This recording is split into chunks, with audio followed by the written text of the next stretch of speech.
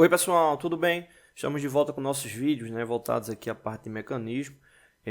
Hoje a gente vai fazer uma sequência, né, de vídeos falando sobre redutor de velocidade, né? Muita gente vem pedindo aqui no canal para falar sobre questão de transmissão, torque, né? Então a gente vai trazer aí uma sequência falando sobre todos estes elementos, né, ligados aí aos cálculos voltados aí ao redutor de velocidade. Nesse caso, iniciando com o redutor de velocidade do tipo coroa e sem fim, né, que é um dos mais comuns por causa da sua grande taxa de redução, né.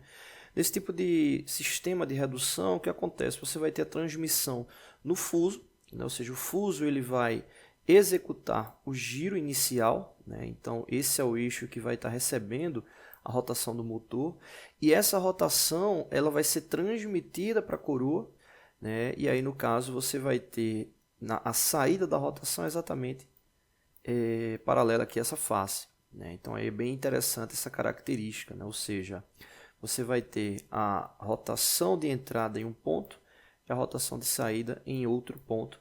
E aí, no caso, você consegue ter grandes reduções com esse tipo de redutor, né?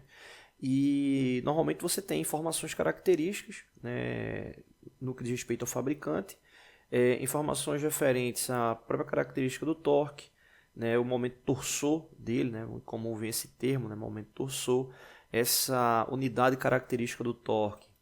Normalmente ela vem quilograma-força metro, né, quilograma-força metro, mas também é muito comum, né, a gente está utilizando lá newton-metro, né, então a gente vai ver aí depois a questão de conversão.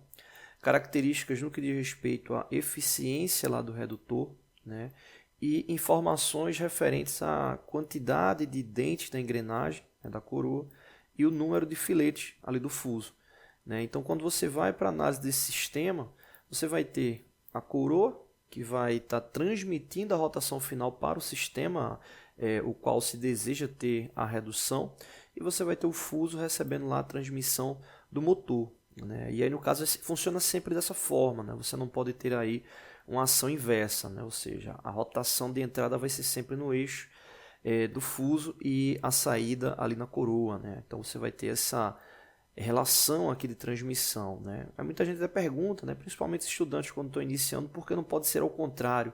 Você tem um sistema de amplificar a rotação, fazendo com que a rotação inicial ela entre ali na coroa. Se você observar a disposição do mecanismo, se você tivesse uma rotação de entrada na coroa, o sistema ia funcionar como se fosse uma cremalheira, né? Ou seja, a coroa ela iria impulsionar o fuso, né? Ou para um lado ou para o outro, e você não teria a relação de deslocamento ali por giro, né? E sim deslocamento linear, o que iria quebrar o redutor, né? Você teria aí uma chance enorme de quebrar o redutor ou danificar o motor, né, ali de transmissão inicial. Então sempre a transmissão inicial ela vai ser ligada ali ao fuso, tá bom? Então no próximo vídeo a gente vai falar aí sobre a questão da redução. Valeu!